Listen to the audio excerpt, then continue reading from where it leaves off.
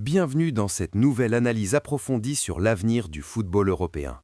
Alors que nous atteignons le tournant crucial de l'année 2026, le paysage du ballon rond s'apprête à vivre un séisme sans précédent. Entre le départ annoncé de Didier Deschamps après 14 ans de règne et l'arrivée imminente de Zinedine Zidane, nous décryptons l'impact tactique et politique de ce changement de garde chez les Bleus. Mais ce n'est pas tout. Nous plongeons dans les coulisses du Real Madrid qui, après l'ère Kroos-Modric, s'attaque au dossier Enzo Fernandez pour finaliser son super milieu. Pourquoi Chelsea est-il forcé de vendre? Comment Michael Carrick a-t-il réussi à ressusciter Manchester United? Nous analysons également le cas Andy Robertson à Tottenham et l'émergence de la nouvelle pépite néerlandaise Keith Smith.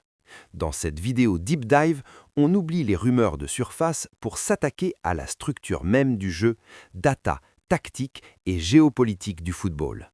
Abonnez-vous pour ne rien rater de cette épopée. Le football est une affaire de cycles, des cercles qui se ferment, d'autres qui s'ouvrent dans la douleur. Mais ce que nous vivons en ce mois d'avril 2026 n'est pas une simple transition, c'est un séisme. Imaginez 14 ans. 14 années de pragmatisme, de chatte à Dédé, de victoire au bout de l'ennui, de finales héroïques et de stabilité absolue.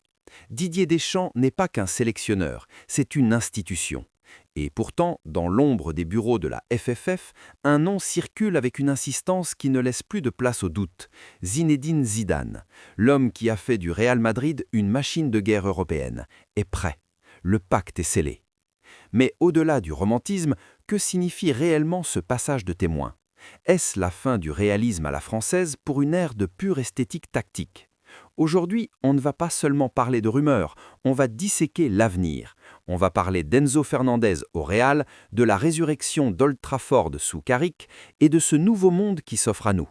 Installez-vous car le football de 2026 s'écrit maintenant. Pour comprendre l'ampleur de ce qui arrive, il faut mesurer ce que nous laissons derrière nous. En 2026, Didier Deschamps est le dernier dinosaure d'un football de sélection basé sur le bloc bas et la transition fulgurante. Pendant plus d'une décennie, la France a dominé, non pas par le ballon, mais par l'espace.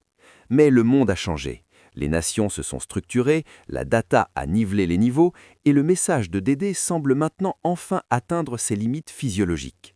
La pression médiatique est à son paroxysme. On ne lui pardonne plus de gagner moche et on le massacre quand il perd. Ce pacte verbal pour l'après-mondial 2026 n'est pas une trahison, c'est une libération. Zidane arrive avec une aura que personne ne peut contester. Mais attention, passer du management de club où l'on travaille quotidiennement à la gestion d'une sélection est un défi que même Zizou devra apprendre à dompter. L'enjeu est politique. La FFF doit gérer cette fin de règne sans s'aborder la Coupe du Monde qui arrive. Comment maintenir l'autorité d'un coach dont on connaît déjà le successeur? C'est le dilemme de la lame duck, le canard boiteux, une situation que les Bleus n'ont jamais connue à ce niveau d'intensité. Si Zidane prend les rênes, la première chose qui va sauter aux yeux, c'est la structure du milieu de terrain. Sous Deschamps, on cherche l'équilibre et la protection de la charnière. Sous Zidane, on va chercher la possession de progression. Imaginez un triangle Camavinga, Tchouaméni, Griezmann ou son successeur. Zidane, c'est le culte du triangle. Au Real, il laissait une liberté immense à son trio magique Casemiro, Kroos, Modric. Avec les Bleus de 2026, il dispose d'un matériel génétique similaire mais plus athlétique. On va passer d'une équipe qui subit pour exploser à une équipe qui dicte pour asphyxier. C'est une révolution culturelle. Le risque, perdre cette solidité défensive qui était l'ADN de Deschamps. Zidane est un esthète du contrôle, mais en sélection, le contrôle est une denrée rare. Il devra s'adapter à une génération qui a été éduquée dans le sacrifice défensif permanent. Pendant que la France prépare sa mue, Madrid prépare son hégémonie. Le dossier Enzo Fernandez est symptomatique du marché actuel. Chelsea est dans une impasse financière et sportive. Sans Ligue des Champions, le club londonien doit dégraisser et Enzo est leur actif le plus précieux. Pourquoi Florentino Pérez le veut-il absolument pour 2026? Parce que Enzo est l'héritier naturel de Toni Kroos, mais avec une grinta sud-américaine. C'est un joueur qui tourne à 92% de passes réussies sous pression. Au Real, associé à Valverde et Bellingham, il formerait le milieu le plus complet de l'histoire moderne. Impact physique, projection et intelligence de jeu. Tactiquement, Enzo utilise beaucoup les latéraux pour étirer les blocs adverses, ce qui permet à ses milieux de s'insérer dans les half space. C'est ici que l'évolution de joueurs comme Théo Hernandez sera cruciale. On ne verra plus des Bleus attendre le contre, mais des Bleus qui imposent un rondeau géant sur la largeur du terrain. C'est une révolution culturelle. Le risque, perdre cette solidité défensive qui était l'ADN de Deschamps.